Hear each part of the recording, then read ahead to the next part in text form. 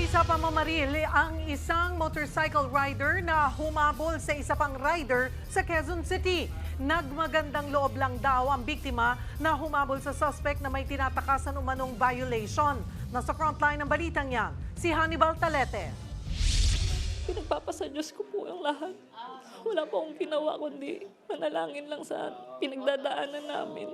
Ganyan ang sinapit ni Lera Jane Zara matapos mamatay sa pamamaril ang mister niyang si Wilmer sa Commonwealth Avenue sa Quezon City noong Biyernes.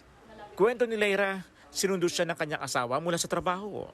Bago umuwi, ay kumain muna sila sa tambayan nila sa kanto ng Sullivan Street sa Commonwealth Avenue. Doon na nila nakitang sinisita ng MMDA ang isang rider, bagamat di nila alam kung ano ang violation. Tumakas naman ang rider.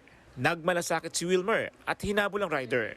Nung nakita ng asawa ko po na nakatakas yung nakamotor, nakita niya naman na wala pong gamit na motor yung mga MMDA. Siya po yung nag-volunteer na habulin po.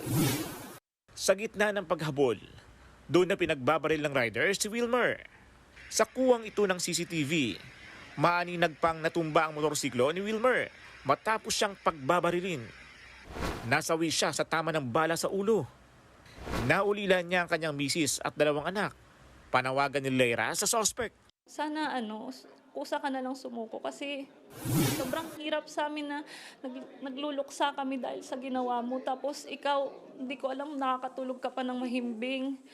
Baka nga nakakasama mo pa yung pamilya mo. Na kami, wala na kaming buong pamilya dahil sa ginawa mo. Kaya sana anuhin ka na ng konsensya mo.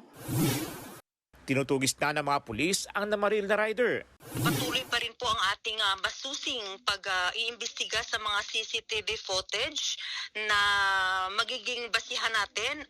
Ito yung ginagawa nating backtracking and forward tracking.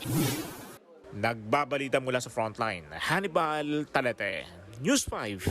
Mga kapatid, Cheryl Cosim po, huwag maging huli at maging una sa lahat sa balitaan. Para sa tuloy-tuloy na talakayan sa Frontline, mag-follow at mag-subscribe sa social media pages ng News 5.